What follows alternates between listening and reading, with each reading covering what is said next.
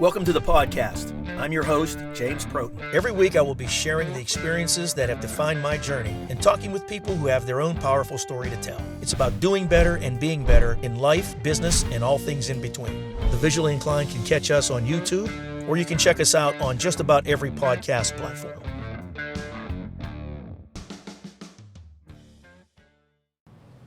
All right, Shawn Martin, my man, welcome to the podcast, my friend. This is, we're really happy to have you. Welcome. Yes, thanks. Thanks for having me. No, it's great. We met a couple of years ago now. Since yes. I had a couple of my grandsons been playing ball with your nephew Quentin, and yes. gotten to know each other a little bit. And I know a little bit about your story on the surface. And when we talked about you coming on the show and sharing your story, because it's a powerful story, and yes. I was excited to have you come in and talk about it. Yes. So yeah. tell us a little bit about. Give me a little bit of background on Shawn Martin. Okay. Well, I grew up in Little California, PA. Okay. And it was like back. Well, I'm not that older, but it was back whenever the village. Yeah, watch that, helped because I raise still you. got kids older than you. Yeah, right. So it was back whenever the village helped raise you. Mm-hmm, sure. And I can honestly tell you that still to this day, that the individuals that the parents and some of the kids, I'm still friends with them. Mm-hmm. And in my case, it was the village was there to help support me and made sure that I kept my eye on the prize. And I guess you could say that was my foundation, that I actually realized what I wanted to do in my life, mm-hmm. and what path I wanted to take. And I used that and I anchored that, and I said, no matter what, this is the road that I want to go down. Obviously, everything didn't work out the way that I intended it to, because life hits you in different types of ways all the time. Well, there's going to be obstacles and potholes and all those things in any road you take. True. Right. True, It's just, you just got to keep moving forward. That is true. I tell you, growing up in Little California was great. We had a lot of trials and tribulations. I came mm-hmm. from government housing, and it was a world inside of a world, because okay. everybody there, we were pretty much like family. We would have water battles, and a lot of the kids, we had clubhouses, and it was like we were like a small area, and everybody pretty much got along. Now, whenever I was younger, we still had feet of snow, so we were making the big tunnels. Yeah, we were making the big tunnels, and we were riding the bikes, and we were just doing all different types of things. So, I tell you, California is definitely a cornerstone and part of my foundation of mm-hmm. who I am today. And I'm proud to say I am from California, PA. That's excellent. That's excellent, yes. Because, a lot of people, particularly in the Valley, associate you with Monessen, where we correct, are here at his place. Correct. But you didn't come here until like your senior year of high school, right? 2000. I came here my junior year. Okay. So how that worked out is that at the time, God rest my mother's soul, she decided that California wasn't allowing me and my brother on the football program side to highlight what we can do. She knew okay. that we could do a lot more, and it got to the point to where my mom said, well, are you guys ready for a change? So when that came about, we checked out Ringgold, we checked okay. out Bell Vernon, and for us, it was no different than in California, mm-hmm. Right. So the last stop that we had was when we went to Monessen High School. And at the time that we were there, it was, I want to say, it was an activity day, and there was no class. It was right before school was getting ready to get out. And we're walking around in school, and at the first time in my life, I seen other people that looked like me and my brother, which okay. I would say Black Americans in there. Right. And there was okay. Italians and everybody there. I mean, it was just one big melting pot in absolutely. there. And so we're walking around in school. At the time, it was Marlon Wheeler was the dean of students. Yep. And he's good like, dude. Yeah, and he knew yeah. exactly who we were. Yeah. And he's like, hey, how about we go out and meet the football coach? So we go out back. And at this time, this is when Monessen introduced the new uniforms. Okay. And we walked back, and there's a couple players standing, and there's some other kids around this coach, and it is Mr. Scarvell sitting on the bench. And I mean, no disrespect when I mimic how his voice sounded to us. It was like, "Hey, how you guys doing?" He said, he's like, so this is what he says. He's like, "So I see you play football." I was like, "Yeah." He's like, "You played against us last year." I said, "Yes." He says, "What you doing here?" I said, "We would like to come here." And he said, "Well, what number do you wear?" I said, 29. And I kid you not, he grabs 29 and he tosses it to me. And he's like, "That would be a good fit for you." There you go. And at that point, we felt comfortable, and we felt that, welcome. Right. And one thing he did tell us will always stick in my head, that here in Monessen, there is no color. It's just black and white. It's truth. That's straight and up when truth. they say black and white, because that's the school straight up colors, truth, yeah. and it's just that's how it was. That's straight up. Yeah, and it was nice. It definitely was. And that's one of the great things about Monessen, because it's always been the city school. It's always been Monessen. Mm-hmm. Every place else, Bell Vernon, for example, North Bell Vernon, Washington Township, Yes. Rostraver Township, Yes. Pricedale. And, my son, who's about your age, right? He grew up at Belmar, on the Yes. Belmar side, right? Yes, yes. So they competed in football, baseball, basketball, whatever, with the Rostraver kids. Right. Then they got to middle school, and all of a sudden they got to be teammates, and they got to put all that competition aside and work together. And they stumbled over that for a while, Yes, right? yes. Charleroi, same way. You got different Yes, communities, yes. where Monessen was always city. Oh yeah, yeah. That's one thing that I can tell you that I take away from here in Monessen, was that the football program was so powerful, and even at a little kid in Little League, it was always a battle when we played against Monessen. Yeah. And whenever we had opportunity to come down here to play with these kids, it was great. Dude, I grew up in Charleroi. You're not telling me anything. Oh yeah. It was like so our first game was always against Charleroi. Yeah. And that was the rival game, and I would have thought it was the Super Bowl. We had T-shirts and the pep rallies, and I was just like, what is going on here? And then some of the players and the coaches told us that, how it works is that this is a rival game. Yeah. So that's played over 100 games between the two. Yes. Yeah. I loved it. I loved the energy that was there, and there was no issues in the crowd. Everybody was there rooting for the kids. Yeah. And I would tell you one thing that I can remember to my core is that when we did play in Charleroi at the old stadium, they, on the Monessen side, because you can see in the back, you can see the hills of Monessen, they had a M.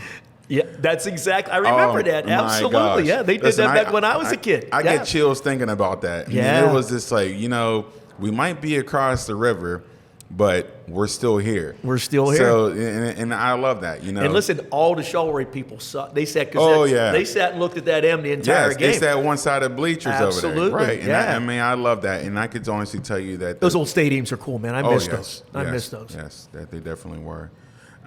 So, that's definitely something that I always cherish and reminisce about. And You'll always carry that. That doesn't go away. Oh yeah, that's like that's just like the essence, and it's just so strong and powerful of being a part of the program of Monessen.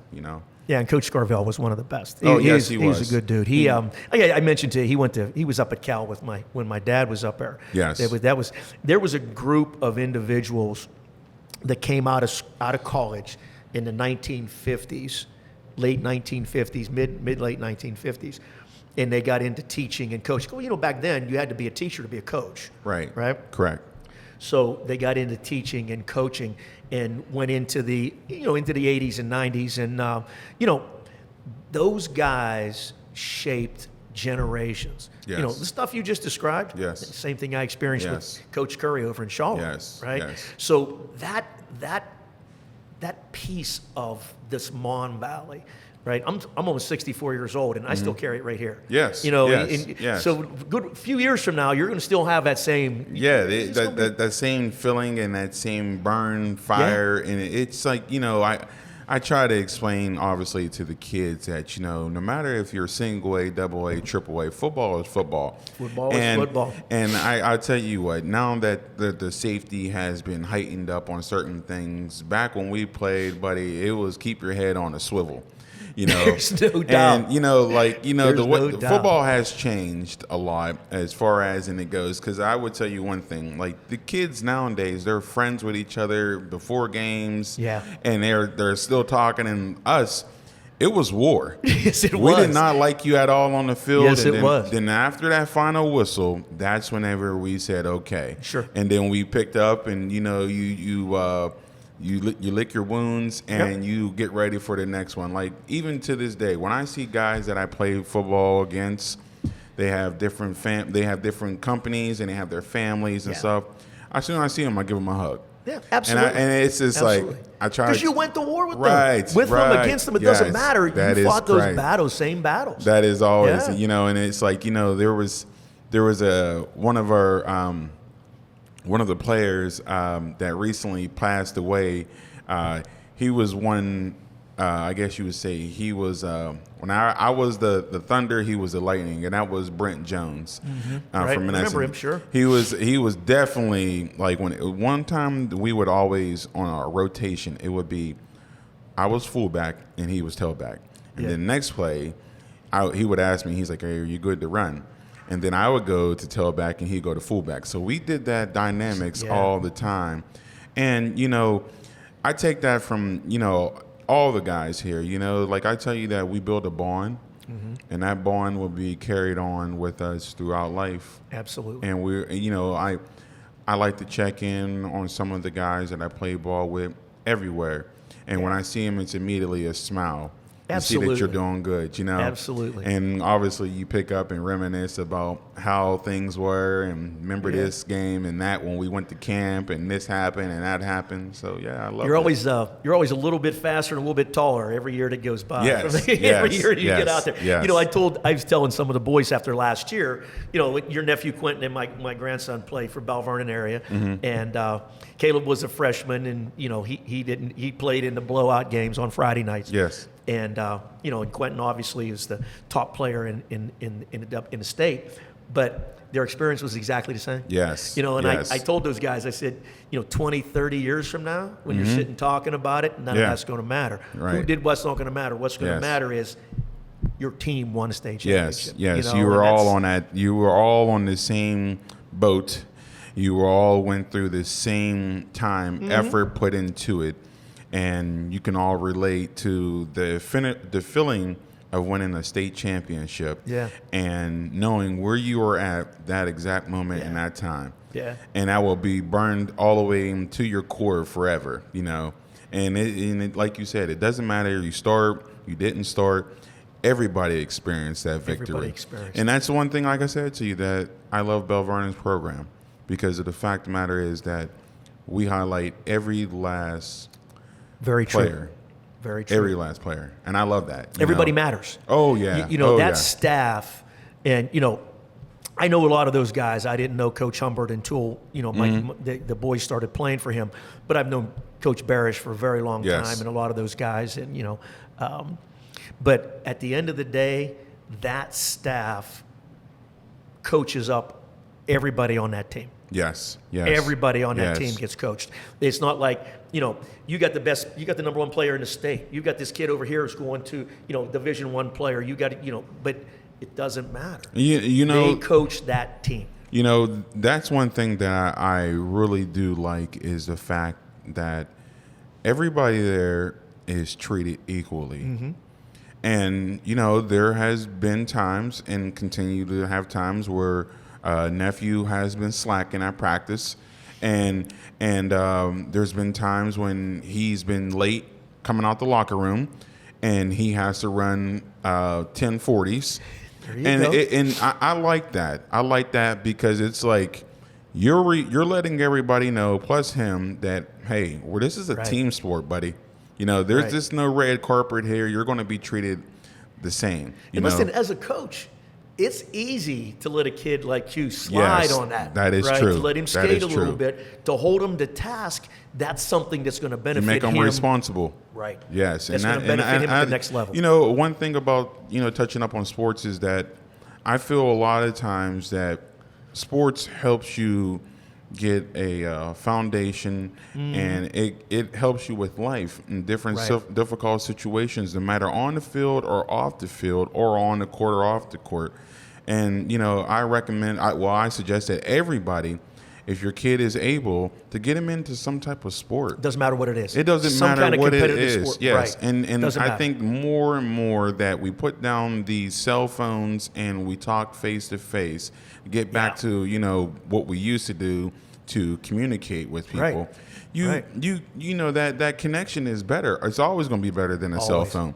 And, when these kids are doing whatever, that's their brother out there. Yeah. They build a relationship. I can tell you that my youngest boy, Caleb, and Quentin have gotten closer because they have put time and hours in together on building and a off relationship. Yes. So, whenever they're around the house and they're sitting there chit-chatting, it's like, wow, it's really nice to see that these two right here, and it's like the age difference, but they seriously like, hey, what about this? And that's nice. And I think that a lot of stuff like that you can take with you off the field as well. Absolutely. Interacting with the community in your moves in life. So after Monessen, you went to Akron? Yes. Okay, to school. You went there on scholarship? Yeah, I actually went up to Akron. Quick story about how Akron went. I went to Akron, and how it was, we had a coach here, name was Joe Fisher. He actually comes in from Clareton. Great coach. He took me and about another handful of guys down to the complex on the south side. Sure, okay. And he had this Metro Index camp, and there was like over 2,000 players in there. That was big. So, big and they came from all over. So at this point, I'm seeing players that are bigger than me, and I'm seeing players that are built just like me. And I remember my number was 223. And I asked the guy, I said, what is that? He's like, that's the number guy you are. I said, there's two. And he's like, yeah. So at that point in time, I look over to the right, and there is every Division 1, 2, 3 college on the right-hand side watching. Right. So they start to set us up to where skill guys go with skill guys, linemen go with linemen.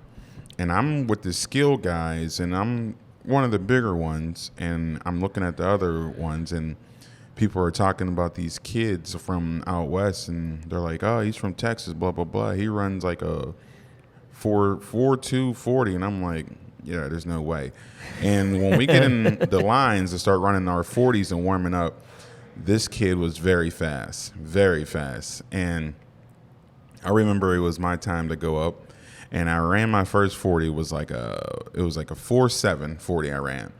And I'm like, oh, that's best. And then I remember Coach Fisher came up to me. He's like, I know you're faster than that, because that kid said he wants to go against one of the fastest guys in the Whippeal down here. And I said, okay. So it was me, him, and maybe like 7 other guys. And all I remember is I said, I have to beat this kid. So we take off running, and I wasn't even looking beside me. And that was his short time. I ended up running that 4.40, and I just remember stopping, and I remember everybody came running up to me, and they were like, oh, my, you beat so-and-so. And I don't even remember seeing him. Yeah. I looked to the right, and there was all these coaches. They came up to me immediately. And I was comfortable with Akron at the time. So getting to the story of how I landed into Akron, I went up to Akron in 2006. Okay. I finished in Akron on a full year, and after that, I had to leave because I was considered a Proposition 48. Okay. My academic grades weren't the best, so therefore, if you maintain a certain grade point average, the scholarship they promise to give you a scholarship after your first year. Right. Well, financially, back here at home, and ignorance that was around, that I didn't have the proper paperwork. that was in place. So therefore, I was unable to go back to school. I was heard about it. Didn't know what I was going to do with myself. The coaches told me, hey, come up here, we'll work something out and help you out. But at that point in time, my mind was elsewhere, and I just wanted to survive. So I was only in Akron for a year, and then I just came back here, and I just figured I would start working. Okay. And just, chalk it up as in, hey, I did the best I could. It's an experience. Yes, it was an experience. Right. Now, I would tell you this. Financially, if you're not able to go too far from home, don't do it. You get a great education in all the schools around here. You know, it was seriously a struggle for me up there. My room and board was on hold because of the paperwork wasn't turned in on time. Okay. So there was a couple players that allowed me to stay in their spare bedroom until the paperwork came in. My meal plan, it took a while, so it was a struggle. You know, I can honestly tell you I was starving, so to speak. I went to the gym a lot. I know I could definitely do that. Yeah. And when I would go over to the gym, they always had like breakfast and lunch and stuff. And then when my meal plan finally kicked in, it was like, oh my, fresh air. Loved it. You know. So getting back to, after I left Akron, I got back here in the area, and my mom told me, she's like, well, you got to do something with yourself. And I said, okay. Well, when I'm starting to put applications in for little odds and ends jobs, I get a phone call from, his name is Pete Daly from California, PA. Yep. God rest his soul. Good friend of mine. He was amazing, man. He was like he was actually my grandpa's best friend. Okay. So when my grandpa, pretty sure, when my grandpa was 15 and my grandmother was 15, my grandmother got pregnant with my mother. Okay. So my grandpa pulled Pete Daly into the bathroom and told him what happened, So Pete Daly would always tell me, he's like, I remember when your grandpa pulled me inside and told me that your grandmother was pregnant with your mom. He's like, me and your grandpa have been friends ever since. And he had so many stories. Oh, I love that guy. Yeah, I love that guy. He was a good friend of mine for a long time. Yeah, so he actually reached out to me and he said, hey, I'm going to set you up with a walk-on. And I was like, well, what school is this? He's like, oh, no.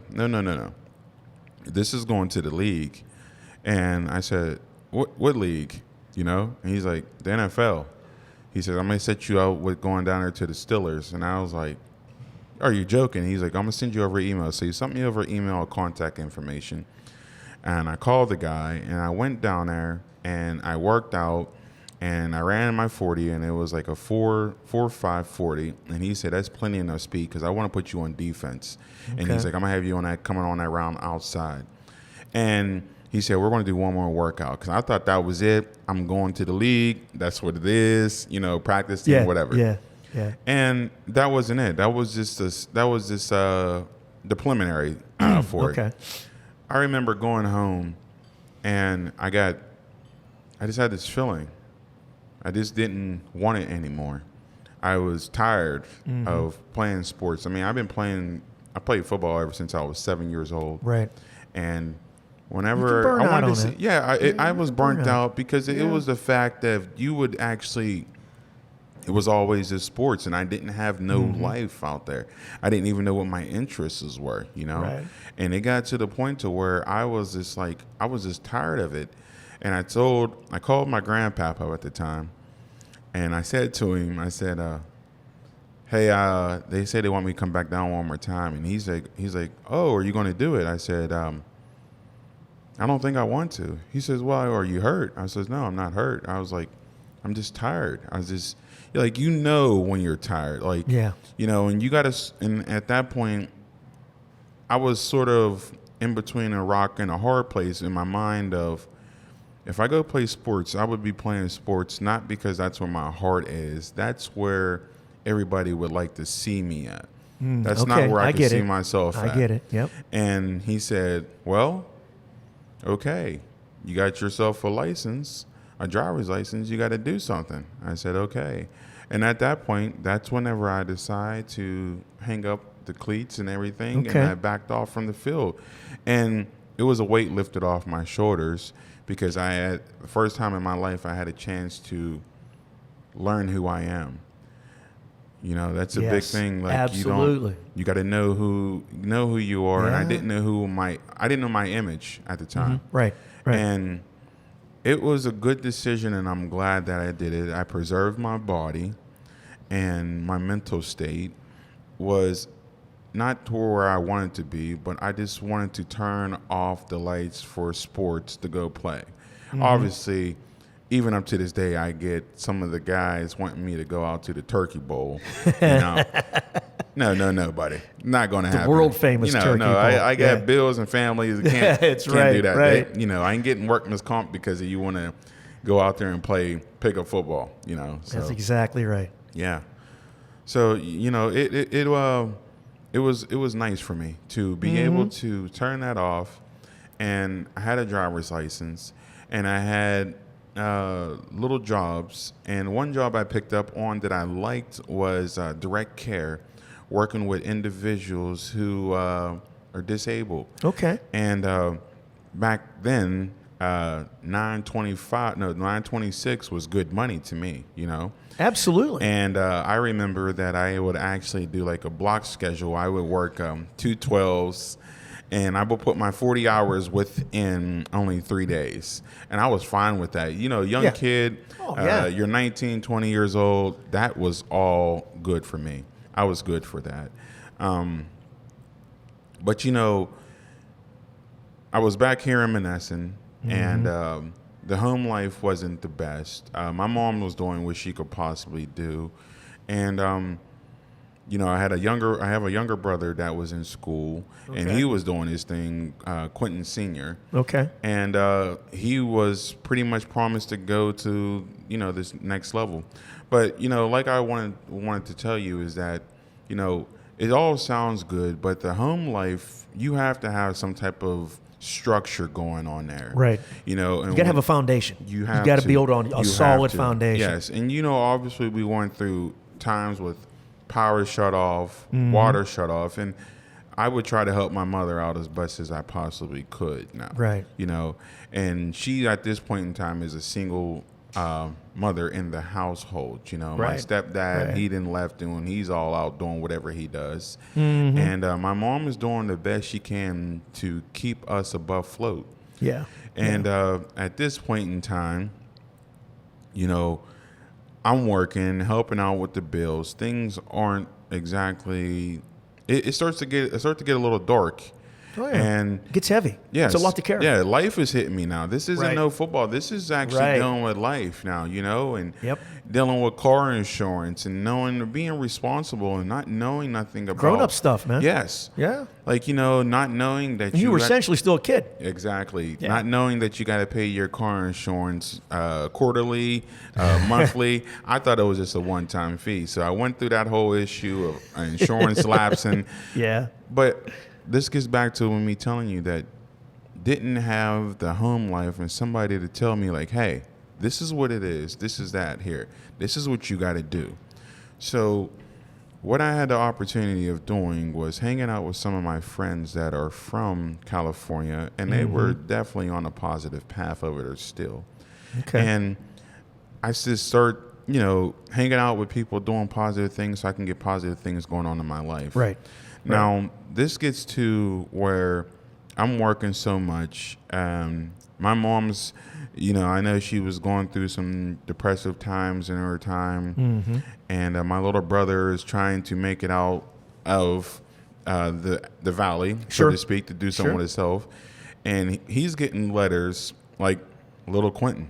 He's getting letters from every. I was going to say he was nation. highly recruited too. Yes. I mean, it was so it gets to the point to where he's telling me like, hey, bro, he's like, I'm hungry here, and I was like, I understand. So I was getting groceries, and we were putting food in our refrigerator, and Quentin pulls me aside and he says, "Hey, bro, you're going to have a niece." And I was like, "Okay." I said, "Oh, what are you going to do?" He says, "I'm going to do what I have to do for my family." I said, "I understand that." Okay. So at this point in time, he has a girlfriend that is pregnant with his first child. Okay. And he's already in a bad situation. And he's in high school still. Yes, he's still in high school. Yeah. He's still in high school, senior year. Oh, okay. And I remember I came home one day and he had a whole bunch of shoes and clothes and stuff. And I'm like, "Well, where did you get this stuff from?" And he's like, "Oh, I just do what I had to do." And there was food in the refrigerator. And he's like, "You don't worry about the house. I got it taken care of." Well, okay. I'm still working. I don't know what he got going on. Okay, whatever. He's a senior. I get a letter in the mail from one of the coaches. I want to say he was from North Carolina, South Carolina or North Carolina, one of the football programs. And they were trying to get a hold of Quentin. And they were unable to. And I went to Quint. I said, "Hey, this guy's trying to get a hold of you." And he said, "Hey, Quint." Basically, when Quint called him, this is back when you had the minutes. So Quint had to wait until after 7 o'clock. Yeah. And he reached out to him and he said, "Hey, we would like for you to come down there." Well, Quint told him, he said, "Hey, I'm going to have a daughter." The coach said, "Well, congratulations." And he's like, "You still want me?" He says, "Yes. And matter of fact, you can bring her down with you and your daughter that she's carrying. And I'll put you up and take care of you." And that was powerful. Absolutely. That back then those coaches seen something in you. And I'm sure they deal with it all the time. Right. Long story short, my brother didn't end up going to the airport just to go there so that he can get down there to go play ball. Okay. So with that transpiring, things are still going down a funnel. And I come to the house one day and there is a scale. And it's a little small scale, size of like our iPhones now. And I'm like, I have no idea what that is. And I asked him. And he said, "Hey, put it in my room." Now, you got to think here, all I'm doing is straight positive. I'm not thinking about nothing in the streets. I'm just going straight to work. That's all I just want to do is go to work, make money, try to float as much as I can and get above everything. Right. Okay. So, when I seen him, I said, "Well, what is this stuff here?" And he's like, "Well, what do you mean?" Now, I'm ignorant to all this stuff that I'm seeing. There's white dust on there. Come to find out, he tells me exactly that is crack cocaine on here. Okay. And I'm extremely livid. Now, I told him, like, you already know that this is something that we cannot have going on in our life, and especially you when you should be going to school, And he told me, he said, "What do you expect me to do when my back's against the wall?" He's like, "You're doing your own thing. I have a daughter on the way. Mom's doing what she can do." He's like, I got to do what I have to do. I said, "Okay, man, whatever you want to do, that's what you decide to do." So he continues on doing that. I come home maybe 2 months later on a night shift, and I remember I left my wallet at work, and they called and told me I left my wallet. Well, Quentin is in school at the time. Okay. And he calls me, he says, "Hey, bro, are you at the house?" I said, "Yeah." He says, "Hey, there's a black bag. It's a small little black bag. There's this lady going to come past. I want to say that he said it was like a cell phone or a pager that she's buying off of him." Okay. I don't look in the bag. I'm just like, okay. I was like, "What you need me to sit outside?" He's like, no, don't, give it to her because it's supposed to rain and she's going to give you money for it. So that's what I did. She pulls up. I remember it. It was, there was one lady on the driver's side, one on the passenger side. And she's like, "Hey, it's about to rain. Can you get in?" And I was like, "Oh, okay, cool." Now at this point in time, I'm ignorant to everything that's going on. Sure. And I get in the back seat, and I remember the lady on the passenger side said, "Hey, are you Shawn?" I said, "Yes." I said, "Yeah." She said, okay, are you his brother? I was like, yeah. Okay, well, he said his brother was here. And that was it. This is before the market space, so I thought it was this. He's making a couple dollars because of his situation at the house. Sure. He's trying to sell this cell phone and app. So fast forward 3 weeks later, I was asleep, and I remember hearing a loud boom, and the police kicked in the door. This is like 7 o'clock in the morning. Quentin is at school. Okay. My mom is asleep downstairs. I'm asleep. I had a pit bull, a big pit bull in the time. He's upstairs sleeping in bed with me. I'm thinking a home invasion. Back then that wasn't too, so I wake up and I see that it's a cop. And I was just like shocked on what was going on. So how could you not be? Yeah, I had no idea what was going on, and that's a heck of a way to wake up. Oh yes, it was. No doubt. I'm 20 years old. All I want to do is just do something positive with my life. I'm not out here in the streets. I don't know what's going on here. So I remember them focusing on Quentin's room, senior's room. So they're over in there, and they come in my room, and I remember the one guy was like, "Oh, this is the brother. He's cool." And I was like, "Oh, okay. Well, obviously I know I don't do nothing like this." And I was like, "Why are these guys going through stuff?" And then it clicked in my head. My mom was sitting down there in a robe, and she was crying, and I was like, "What's going on?" And she's like, "She's talking about your brother." She's talking about my brother, and she's going back and forth, and she's like, "Can't believe he would do this. You can't believe he would do this." And then the cops came into the living room, and they say, "We need to talk to Quentin as soon as possible." And I said, "Okay, well, what's that for us?" And he's like, "He got you into some mess too." And I said, "What are you talking about? Got me into some mess?" And they're like, "Well, we need you guys to come down and talk to us as soon as possible." So fast forward that they didn't find no drugs in the house. I think they found maybe a little bit of marijuana in his room. Nothing in my room. Not in my room at all, or my mom's room. Yeah. So, at this point in time, we actually, me and my mom sitting there, I go up to the school, I get Quentin, and all he kept saying was like, "No way, you're lying." And I'm like, "No, I'm not lying. You're going to see the door halfway hanging off the hinges when we get to the house." And we get there, and then my grandpa comes over, and we're figuring out. So we go down there to the police department, and we try to talk to them. And at this point in time, the police department actually was like, "Hey, look, it's not you, Shawn, so much. Your brother just put you in the wrong situation at the wrong time." And I was like, what are you talking about? And he's like, "You remember that bag that you took outside?" I was like, "Yeah." He's like, "There was drugs in it." And I looked at my brother like, I couldn't believe I don't want to say set me up, but he took my kindness for a weakness. Yeah. And took advantage of it. He took advantage of me. And now, in the same sense, I'm thinking again, when your back's against the wall, you got to do, he has a daughter. Oh, yeah. Here. So desperate times come from desperate measures. True story right there. True story. Yeah. And that right there to me was a lost feeling. And I just didn't know what I was going to do. So the police actually decided that they were said like, "Hey,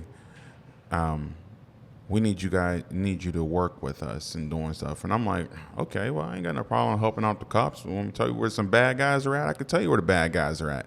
Yeah. And then they got into the details of saying, "Well, we need you to set somebody up." And I was like, "What do you mean? Like, do a transaction?" And they're like, "Yeah." And I was like, I don't even know nothing about that world. Like, that's not even me. Like, they'll see me a mile. Everybody knows that Shawn Martin works. They know that I work.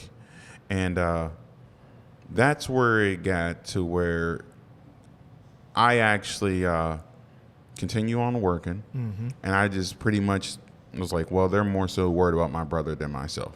Okay. And I remember it was probably a year and a half to 2 years later.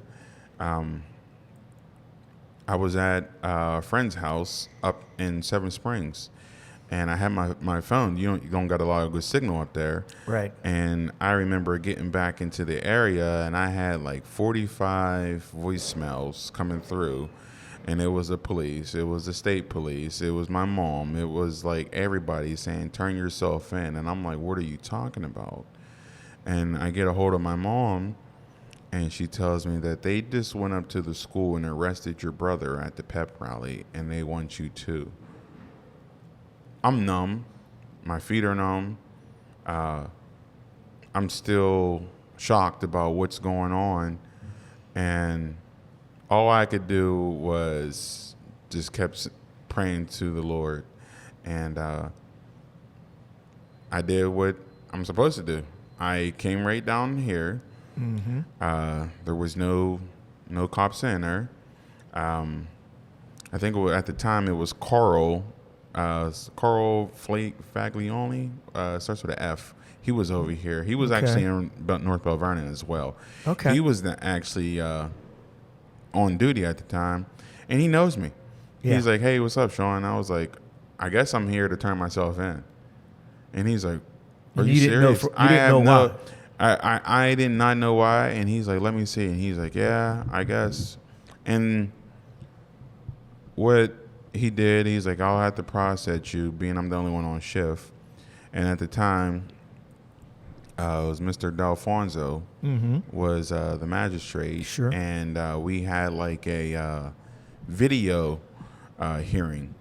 Okay. And I remember him getting on there, and he said, hey, Shawn, your brother got you into some mess. You know, I know you're a good person. And, you know, just go through the process. You're going to go to Westmoreland County Jail. Mm-hmm. And then I'll see you in a week. So at this time, I'm just like, are you serious? And it happened so fast, and I'm sitting in a jail cell. I have never been in a jail cell in my life. I have no idea. I seen it on TV, heard about the doors locked. Well, the door doesn't slide. I guess that's the penitentiary. These doors open up just like a regular door. Yeah, right. And right. that's how it goes. It is open up, and it just slams. And I remember Carl getting me a bottle of water, and he says, "Hey, I want you to keep your head up because you're a good guy." And at that time, you know, I'm numb. I don't know what's going on. All my dreams and all my thoughts have left my body. I don't know what I'm going to do. So I get processed. I'm sitting in there, and then they have a transporter that comes down and gets me.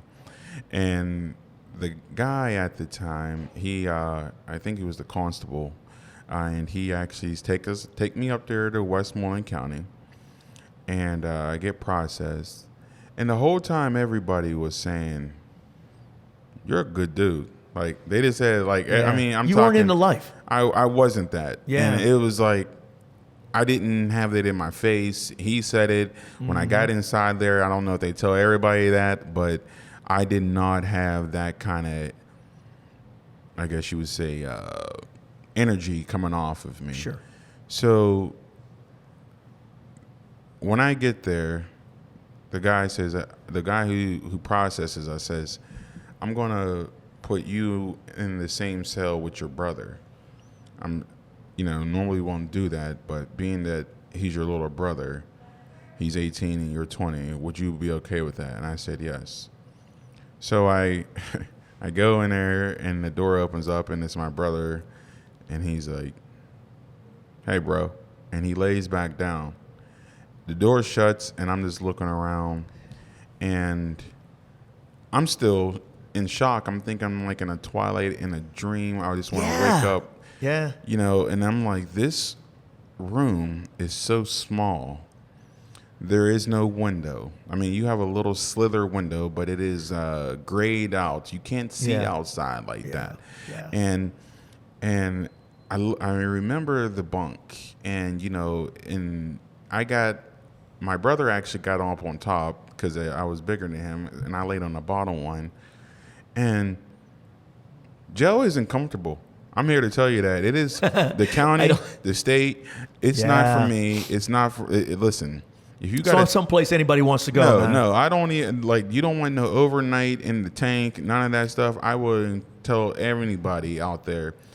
It's not like TV. Mm-hmm. It is uncomfortable. Jail is not supposed to be a vacation. Right. It's because you did something wrong. That's what I call it, jail, man. Right. So fast forward that, there's jails, just like there's just so many different rules and different things that go on in there. It weighs on your mental state more so in there than anything. And fast forward to where we went to the preliminary hearing. So the preliminary hearing, we went down to see Mr. Delfonso, me and my brother. Martin brothers go to court. Right. And back then, all it was this newspaper. Thank good God there was no internet. Internet activity. There's so many people down there. There's the news down there. We go in there. Mr. Delfonso says, "Hey, I know both of you kids. I believe in both of y'all." He said, "Shawn, I know I won't see you again at all." He said, "Quentin, you better wake up." He says, "I'm going to just push this to the courts." Okay. And he says, "I'm going to let you guys go ahead and go home. You have to go and get processed to get out at the county." Again, in my head, it is over. Right. That was close. Yes, that was a close one. You dodged that bullet. It's time to go. It's time to go. Yeah. So what I ended up doing was I actually got processed. Quentin actually didn't get out that same day because he was a juvenile, so he had to go to juvenile court. So he went down. So they knocked it down from adult court down to juvie court. Okay. So he went down to the juvenile center that was right below that place, and he was actually in there for like 3 weeks. Wow. And looking back, I think he needed it. I think that he needed, because he wasn't. His mindset was in these streets. Yeah. And I felt like he needed to wake up from that real quick. So he actually was down there. I went back to work, not the same job because it was in a newspaper, so they could not employ me. Even though I was not guilty, not convicted of these charges, they just couldn't have that. Right. I get that. You working with people, direct care, you can't be involved with individuals like that. That is 100% understood. Sure. So I got another job, and I did find a company that did hire me because I enjoyed working with individuals with disabilities. It just took to me. I liked the fact of helping them take their medicines and brighten their day and cooking for them. I liked that. It made me feel really good. So I did find a company out of Canonsburg that hired me at the time, and they said, "Yes, we'll hire you. You're not guilty of these charges. They're pending. Just let us know what the outcome of it's going to be." Very cool. So obviously I continue on working, and I'm loving it. I'm just like, okay, cool. And so the whole time I'm not thinking about this nightmare that I had to endure and go through. So I actually I get a phone call from Pete Daly at the time, maybe like 6 months later, and he says, "Hey, we have to go to court for that." And I was like, "What?" And he's like, "Well, what happened is that the judge that was supposed to be there was out sick, so somehow they wanted to bump it to adult charges, and being that it's adult charges, you're in court and with that too." I said, "Are you serious?" I was like, so at this point, this is what I said. I said, does that mean I gotta go to jail right now? And he starts laughing. I'm like, whew, he's laughing. Good. I ain't going to jail. He's like, no, you're not going to jail right now. But when we go to court, let's just hope everything works out. And I'm like, what do you mean works out? I thought it was, he's like, yeah, you can. Maybe they really want your brother, not you. You were just in the middle of the crossfire. And I said, okay. So at this point in time, we go to court. And all the way leading up to court, I never changed a beat at all. Right. Got up and went to work. I didn't let that discourage me. Like I said to you, you can look back at when you go to sports You might lose some yards. That's exactly right. But you got to get up for the next play. Yeah. And Still got to show up. Yes, you still got to show up. So that's what I did in life. I took that and I said, I'm still moving. Okay. Moving forward. So we go to court, and I remember that I want to say, rest his soul. I think he passed away. Was John Peck? He was the DA at the time. Yep. And he, at the time, from what I was informed by the attorney, he wanted to make an example out of me and my brother that these high-profile athletes don't get no type of exemption. You got to make an example. No special treatment. No special treatment. Right. I don't want no special treatment. I left the football grade alone, buddy. I just want to go to work. Right. So at this point in time, this is where it changes up. I have Pete Daly here. I have John Peck, and they're talking, and Pete goes back and tries to talk to him, and it's my life. It's my freedom. Yeah. I'm only 20 years old. I'm not going to sit back and not say nothing about my life. So I walk up right beside Pete Daly with John Peck. I said, "How you doing, Mr. John Peck? My name is Shawn Martin." And he looked, I guess the guy deals with criminals all the time. So he ain't taking it easy on me. He don't know my story. Right. He don't know Shawn Martin is. I said, "Mr. Peck, please don't send me to jail. All I do is work. I lost my job. I lost my car. I had to get all that back since then. I don't even live in that area anymore. I got my first apartment in Brownsville. I just don't want to go to jail." And I was like, at this point in time, I would rather take those felony charges than have to go start over a third time again. Right.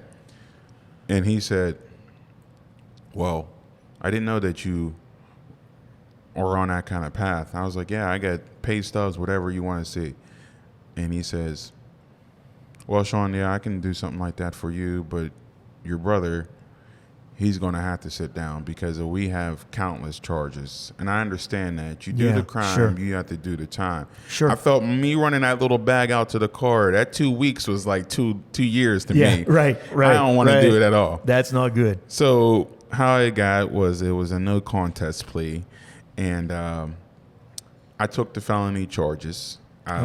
Drug possession with intent to deliver, distribute a controlled substance. And my brother was incarcerated for 6 months with those same charges. And that was it. I'm back on life here. No more court. You're back on track. Oh, yeah. No Moving more down court. the path. Right. No more court. Moving forward in life, and it's like everything is just looking good. I'm enjoying myself. I'm doing what I have to do out here. I got my driver's license, and I will let that be known for everybody. If you decide to commit a crime, if it's a felony conviction, you're automatically get your driver's license suspended for 6 months to a year. It don't matter what the felony is. It's no matter what. It's no matter what. So I had to apply for occupational license. And my occupational license is about to expire. And they told me, you can go and get your regular license back. Okay. So I got another car, and I'm getting back on my feet. Now that I'm getting back on my feet, everything's working out well. I'm happy. I'm enjoying myself. And you get to where you plateau at. You realize that the storm is over. Now you're taking off all the debris. The coast is clear. And what I decided to do was that I'm tired of making $12 to $13 an hour. I want to get a better job. Okay. So contact my grandpap at the time. "Pap, what do? I need to do more than this." And he said, "Well, you got a driver's license, right?" I said, "Yeah." He says, "Well, go get your CDL license." "I don't want to go over the road, Pap. I like it here." He's like, "Oh, you got to do what you got to do." I said, "Okay." So at that point in time, I actually, I went to a place called all-state career truck driving school. No, yep. I went through the Career Link here in Denora, and they actually paid for me to go to school there. They only paid for the 6-month program, not the 6-week program. Okay. So at this point in time, I'm over here like, oh my gosh, 6 months is going to be a long time. But you know what? I like driving. That'll be a challenge right there. So it gets back to sports there. Okay. I'm looking for the challenge. You know, this is what I want to do. I like the challenge. So I go there. And when I go there, they tell us everything. I'm like, man, this is so overwhelming. And then they're like, 3 months you're in the classroom doing theory, and then the other 3 months you're going to be out on a range practicing physically in a truck. Okay. While we were in the classroom, I can tell you that program, they made it very interesting every day to where you're not sleepy and you not want to go to sleep, because the information you're getting is very critical and it's crucial to your career. Right. And a lot of individuals who do have these kind of charges, because at this time I know that I'm a convicted felon, don't like saying it, but I am what I am on that. It is what it is. It's a fact. Yes. So at this point in time, I go to school. Those 6 months, I missed one day because they were closed because of the weather. Yeah. I loved it. I remember one of my other projects, we had 3 guys in the classroom, was on the diesel motor. Okay. And how the diesel motor works. And what I did was I had a presentation on a big screen with a laptop, and it shows that like more and more hotter and hotter a diesel motor gets, the powerful it gets, and it's a combustion, how it works out. And it was so much knowledge that I got from down there, and I was glad that I went to school down there. So, you know, no pat on the back, but I got the Perfect Attendance Award. Nice. I got the Outstanding Student Award. Okay. I did everything I possibly could. And even when I was in school, which was nice and it opened up my eyes, is that they had a job placement department. Mm-hmm. They said, you know what, hey, we like the way how you speak, so would you be interested in doing like an internship and you get paid? Now, I'm like, I'm all the way down here in West Mifflin. Like, I got gas, like I'm barely making it here, you know, blah, blah, blah. And they're like, well, we're going to pay you $19 an hour just to sit there and call people and check to see if they want a job. Okay, I can do that. I can do that. Okay. And they're like, yeah. They're like, are you on board for that? And I was like, yeah. Okay. So what it was is that I got a list of names to call and people, and it wasn't like no sales pitch. I was just calling to inquire. Now, at this point, I'm showing empathy and concern to all these people that graduate the program. Right. And everybody has a different situation.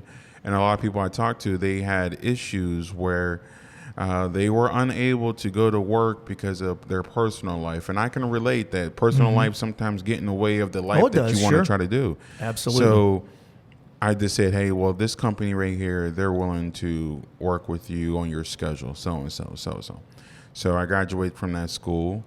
And at this point in time, this is back whenever Bush was in office. President Bush was in office, and the oil and gas was booming. Mm-hmm. Okay, I'm feeling like I went to school. I got to get some experience. I'll be good to go. So I got hired with a company that was right out of here off of Route 70. And I remember the first time the guy said, well, we're going to start you out at like 27 and 27.85, and you're going to start your training here in the office. And I said, I'm sorry, sir, what did you say? How much? I mean, that's as best that we can do up here, buddy. You ain't got no experience. I was like, hold on, I'm good with that. Yeah, I'm not complaining. I'm cool with that, man. You just changed the world with that one, you know? So, yeah, I mean, think about that. That's a life-changing moment, man. Yeah. That's cool. Wow. Mm-hmm. His name was Don, and he was actually from Texas. Okay. And he had that accent. Uh-huh. And he was like, well, I'm going to take you on a road test. And he's like, are you comfortable driving what we have? And at the time, they got Kenworths. brand new. Leather interior, Bluetooth, all that. Cool. I'm in a spaceship. I'm loving it. Yeah. So what's my schedule? He's like, we're going to work like 14 to 15 hour days. So I'm doing the calculations. I'm like, listen, I'm about to go and buy me a helicopter, making this kind of money. That's some nice money. Yeah, absolutely. And then they're talking $350 a week for your per diem. Mm-hmm. And if you stay out of town, they pay for the hotel, and you get $200 a day for your meals. I'm on cloud 9 right here. Gotta be. That's crazy. Maker. Yeah, so that is crazy. We did the road test, and one of the units, and it actually was the water pump truck.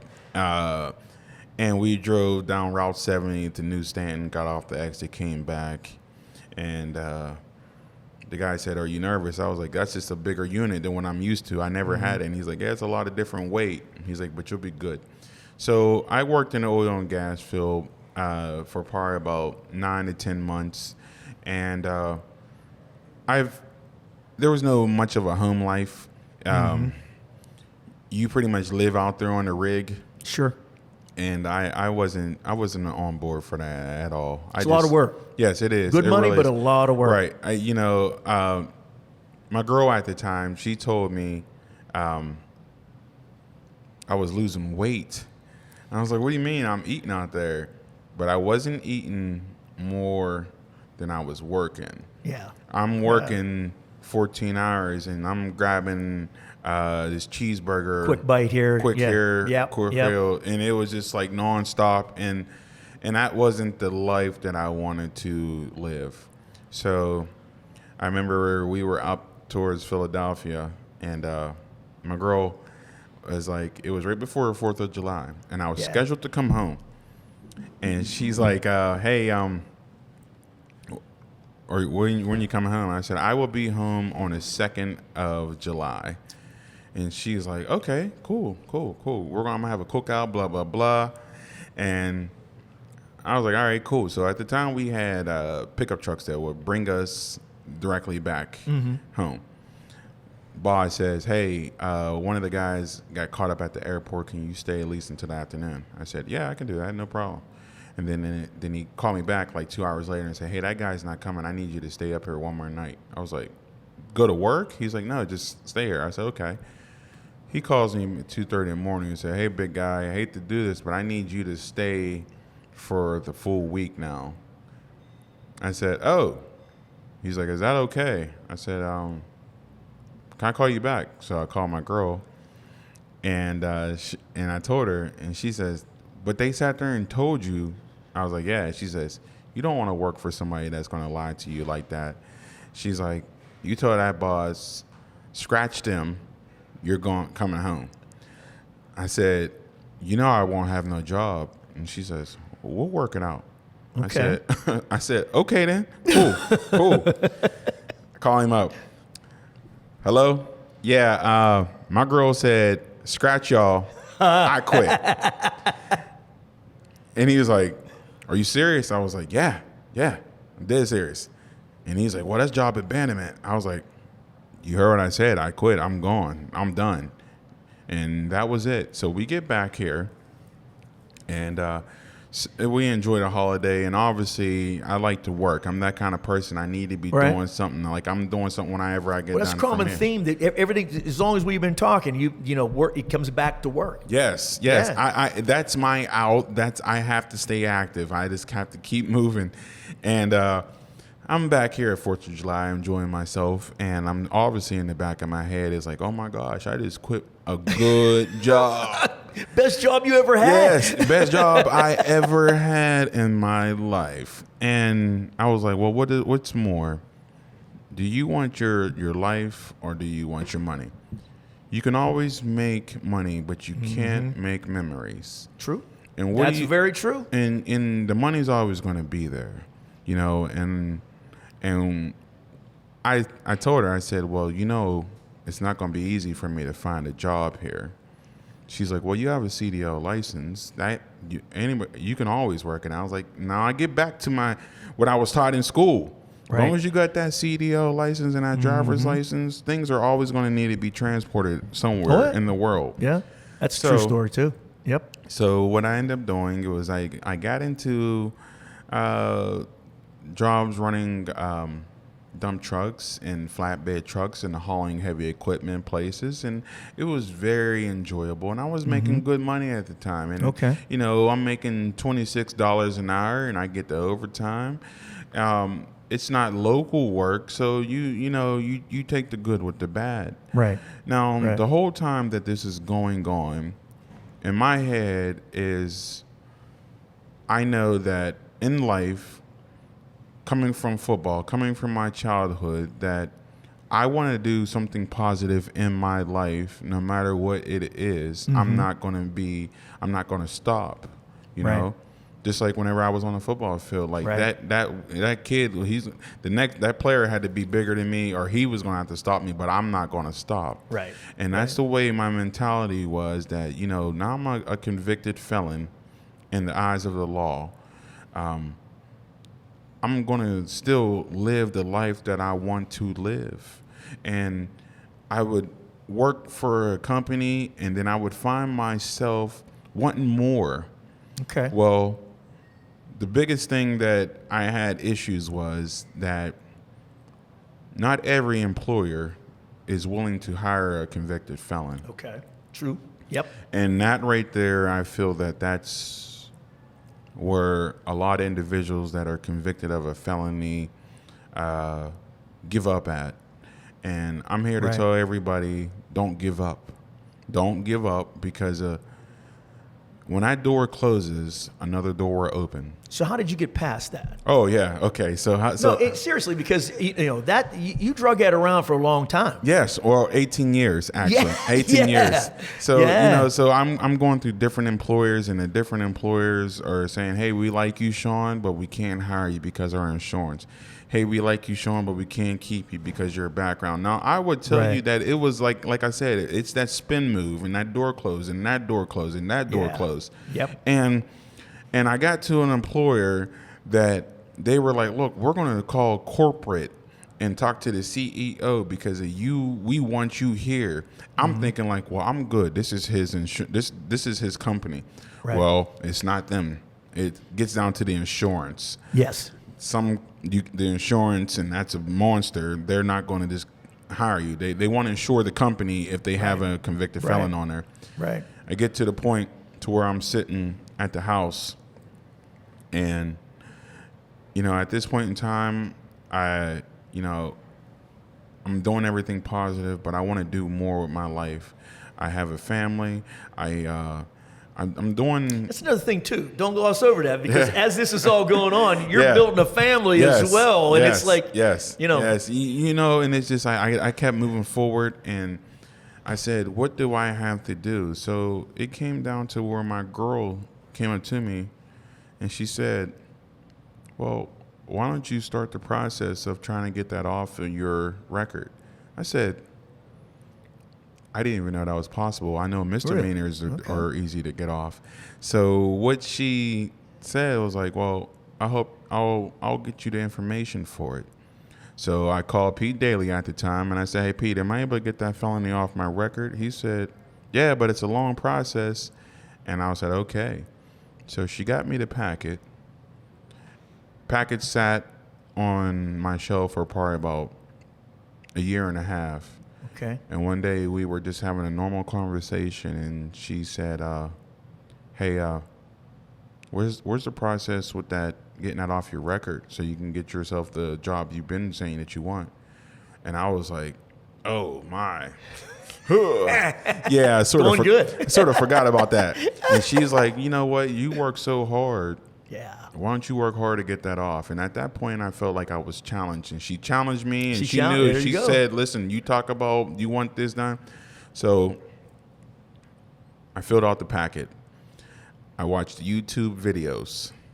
I watched people who went through the process. I just looked at it, and I said, man, this is going to be a while, because this isn't no next day it's all taken care of. Yeah, it's not a rubber stamp. It's a very lengthy process. Okay. And with all this going on, I inquired my CDL license with as a convicted felon. I also joined into a local union as a heavy equipment operator. Okay. Excuse me. As when it gets down to construction, you find that construction companies are more lenient to people who have backgrounds. Mm-hmm. And I knew that's the field that I wanted to get into, and I stayed into. Okay. And I filled the paperwork out, and I got everything they actually wanted from me. I even got letters of recommendation. Let's go back to Mr. Delfonso. Thank you, Mr. Delfonso. I appreciate you so much. He wrote me a great letter of recommendation because he knows me from a little kid up into the man I am now. Right. And he said he would be honored to do that. And I had a couple of great letters of recommendation. And I even have friends still to this day are state troopers. Crazy, you know? Yeah. And I went through the process, and I submitted the paperwork. I put a tracking number on it, so I know exactly when they were going to get it at Harrisburg. Mm-hmm. Once they got out of Harrisburg, I called like I was that annoying ex-girlfriend, ex-boyfriend. I'm calling, hey, just want to make serious, see if you guys got it. Oh, you know what, sir? We receive like packages, like 50 every 2 weeks. We'll let you know. And I'm like, oh, they're just blowing me off. So I called them once a week to where the ladies knew me by name. Yeah. Yes, Mr. Martin, we haven't got it yet. I get off the phone on the third week, and then she called me right back. I'm like, oh, she's probably going to cuss me out, buddy. She's probably mad at me or something. She's like, hey, Mr. Martin, we just got the mail. We want to let you know that we got your packet. Okay. 3 weeks. Yes, 3 weeks. And I was like, wow, how did it take 3 weeks to get there from Harrisburg? No. You could have walked it there. Right. You know, rode a scooter or something to get it quicker. Right. So, you know, she's like, yeah, it's going to take for it to get processed. Mm-hmm. Now, what I want to say is that the process is a very lengthy process. And I think I like the way how the process goes because at this point, anybody can apply for a governor pardon. Okay.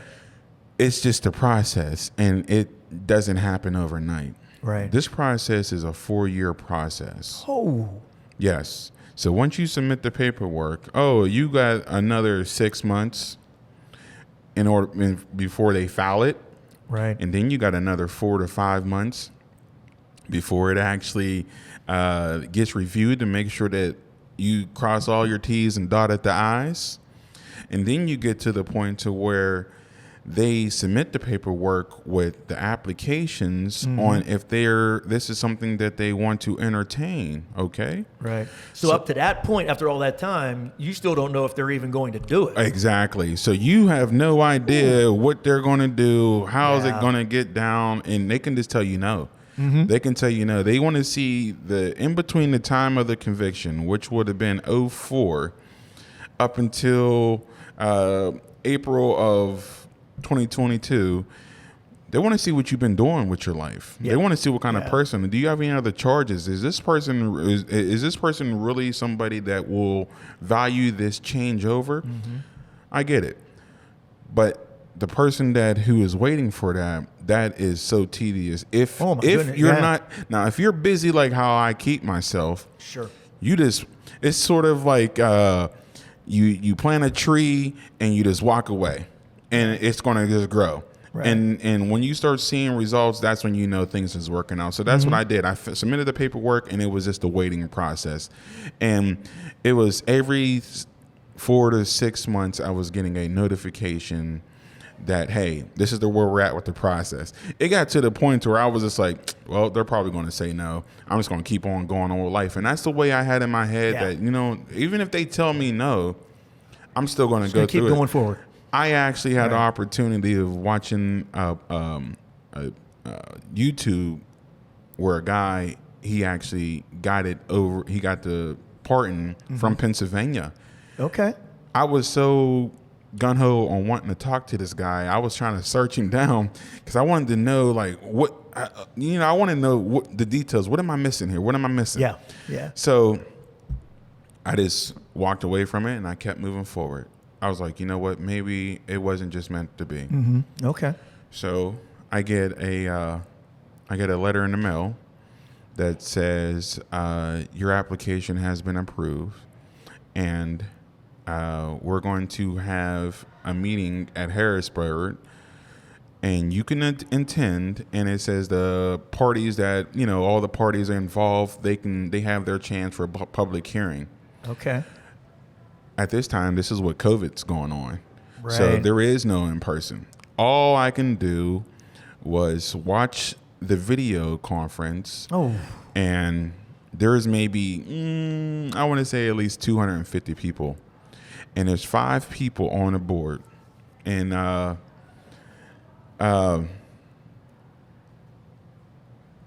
it was at the time, it was, what is it? The new governor, who's our new governor? Shapiro, right. Sure, yeah.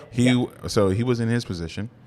And then there was a. But you started this process under Wolf. Yes. So the governor changed. Yes. So he was on the board, because the governor's not on the board. The governor has the final say so. Right. So it was like him. And the board makes a recommendation. Right. Yeah, okay. So he was the last. So there was a psychologist, there was a forensic, and there was a criminal one, and then there was him, and I got all yeses, and he was the last yes. And all I can do is watch. Yeah. They said, Shawn Martin, how do you vote? Yes, yes, yes, yes, yes. Yeah, and there was nothing you could. But you had to feel helpless. Yeah, like that, yeah. man, because you're. I'm at work. Okay, I'm at work with the earbuds in the ear, and I'm sitting there like, oh my gosh, like.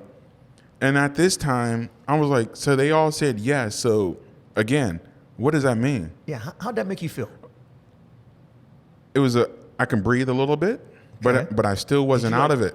I still wasn't out of it because it still has to go to the governor's desk. Okay. And then once even though they make a recommendation to the governor, he doesn't have to do it. Yeah. And at this point in time, I was trying to call out every stop I possibly could. Obviously, I called Mr. Pete Daly because I know that he has an office in Harrisburg. I'm like, listen, can you please go talk to Mr. Wolf and let him know I'm a great dude? And at this time, Pete was getting sick, Yeah. So he was unavailable, but I told him, and he said, you're going to get it. I'm going to have my secretary double check on it. Mm-hmm. I'm going to let him know you're a good guy. But at this time, Pete was having health issues. Yeah. And it was another 6 months. And I was just like, well, I know he's a busy individual. I'm looking on Wolf's page to see how busy he is all through the year. Like, I know he got this going on. So he ain't definitely looking at that. So it gets down to the point to where I get another letter. They're called a internal investigation or audit. Okay. It is a person that contacts you. They want to know, do you have a bank account? Do you got a driver's license? What have you been up to since the crime? And I told him, like, look, I got a full family. I got this going on. I got this going on. And he's like, well, what do you drive? And I told him what I drive. And he's like, is it in your name? I was like, yeah. Well, the bank's name, but, And he's like, you got a nicer ride than I got. So we were talking. And, I would tell you what was nice is that his kid played football. So he knew nephew. Okay. I was like, oh, yeah. So I'm in my head. I'm like, we're good. But there was still that part of my head to where I'm thinking like, well, it's not up to this guy. It still is up to Wolf. It's up to him. And he got all my information and he said, let me ask you a question. Why do you want this? I said, because of, I understand and I own my mistakes. And I own my story of who I am. And that is not who I am. I don't want this to continue to linger over my head because this is not the way I operate in my life, my mindset, my programming. I have the California mentality of being a positive person and helping out in my community. And I said, I just want this to go away. And it's like, if I don't get it, I'm still going to keep doing it. But I just don't feel I need to be branded with this no more than 18 to 19 years. That's a long time to carry that, man. I bought houses, raised families. Like, it's just the thing that's so much. I continue on with my life, even though I had that one thorn in my side. And he said, you know what, honestly, that's probably the best answer I have ever heard in my 27 years in my career. Okay. And I said, okay. And then he's like, I'm giving you my praises and my blessings, and I'm going to definitely say they need to, Mr. Wolf needs to sign it. So I'm like, okay, well, he ain't Mr. Wolf. He just said, I'm glad that he liked me. Yeah. So it goes another 3 months. And with another 3 months, it gets up to where it's getting close to my birthday, and we're just talking about, what I'm going to do. And I'm like, I got work going on, and all right, I got, just how I wanted to celebrate. So I said, you know what, I'm going to give the girls a call one more time. And it was right at the end. Well, it was right before April. I gave them a call, probably a week before April. And the girl's name was Nichelle. And I said, hey, I just wanted to check to see if the governor signed it or if I got rejected. And she's like, no, we haven't got nothing back yet. We should be getting a package, because everything that comes from Harrisburg has to come by a certain mail carrier. Sure. Like, yeah. Okay. And I got off the phone with her, and I went to the bathroom, and I came back, and I had a 717 area code number. Harrisburg. Yeah. Know it well. I said, maybe she accidentally called me.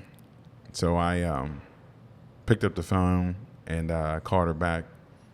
I said, hey, Nichelle. She said, hey, Shawn, we just got the mail. You'll be getting your package and everything. It's going to be overnighted and certified mail. I said, okay. What, Nichelle, what is it, like my application? Oh, no, Governor Wolf gave you your pardon. Nice. That's just the... What? Yeah. I get emotional now still talking about it, How could you not? I mean, you've had... Listen, young fella, you have had several life-changing events. And you said something to me when we were talking about setting up the show and everything, that your message was that you're not defined by your mistakes. Yes. And I got to tell you that I'm beyond impressed that you carried this and fought this battle for 19 years. Yes. Okay, and yes. you never gave up on that. Never. And Never. you stayed focused. And yes. you have been a leader not only in your family, in your community, and the young people in your life. Yes. And I know them. Yes. Okay. You talked about Quentin's daughter and yes. and Q, nephew, and everybody. Caleb. Yeah. Listen, my sons. Caleb's too. a good little dude too. Right. So you are raising good human beings, and all the time, and I'm not here to blow sunshine up your skirt, man. Right. You know that. You know me right. better than that. Right. But what I'm going to tell you is, I have a lot of respect for you as a human being and as a man because of this story that you just told us, this journey. And we've been sitting here talking a while, longer than what we normally go, because right. I wanted you to get to this point where you got the pardon. Right. So I'm going to ask you one more question, and we'll start to wrap up. But, okay. So, all the stuff you got going on and all that. Right. What's next? Where do you go from here? From what I did is, once I received the governor pardon, so how it happens, it comes by regular mail, and which is cool. Yeah, I mean, that's just that's crazy. So I got the Ring doorbell, and I have my Ring doorbell. I changed the zone so I can actually see when my mail person pulls up. I'm at work. I call my now you got to sign for this because this is from the government. Mail, right? Yes. That's right. Yes. Yes. So at the time, she comes there, she hits the doorbell, I get on there, and she walks away, and it's not my regular mail lady. And I call my neighbor, I tell him, I say, hey, bud, I need you to do me a favor, please, please, please. And I tell him real quick, I say, hey, I got a letter from the governor. I need you to go and sign for me.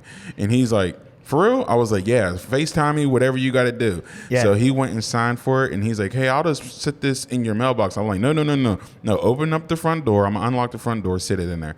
So he sat it in there, and when I got home and I opened that up, it was amazing. It was like the Holy Grail sheet. It was great. That had to hit hard, man. Yes, the raised seal that is on there, and Governor Wolf on there, and it has your name, and he only does that one time. So that was my only one copy. He doesn't give you. You don't get a second copy. That's it. So I locked it up in the safe.